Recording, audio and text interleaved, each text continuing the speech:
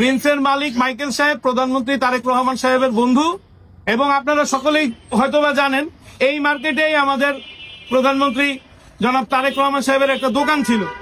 সেই দোকানকে লক্ষ্য করেই তাদের এতদিন পর্যন্ত এই পথ চলা এই মার্কেটে চলাফেরা ছিল। আমাদের সবার একজন পরিচিত নাম সুব্রত বাইন, তারও এখানে দোকান আছে এখনো ভাড়া দেওয়া।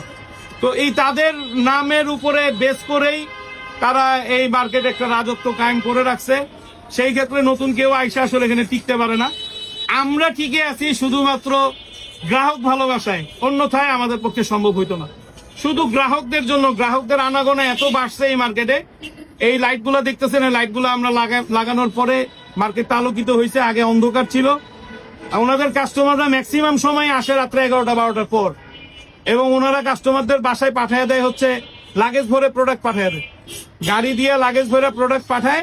সেই প্রোডাক্ট নিয়ে তারা যায়, গিয়ে ওইখান থেকে কেনাকাটা করে তারা কার্ড পাঠিয়ে দেয়, কত কি বিল আসে বিষয় সেগুলো পাঞ্চ করে রেখে দেয়।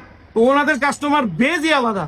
ওনাদের সাথে আমাদের ঝগড়া হওয়ার বা আমাদের সাথে তাদের প্রতিদ্বন্দ্বী করার মতো প্রশ্নই উঠে না।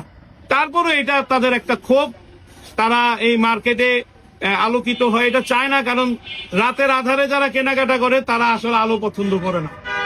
তো ওনার কাস্টমাররা আলো পছন্দ করে না বিধায় ওনারা চায় না যে আমরা একটু আলোকিত করে রাখি।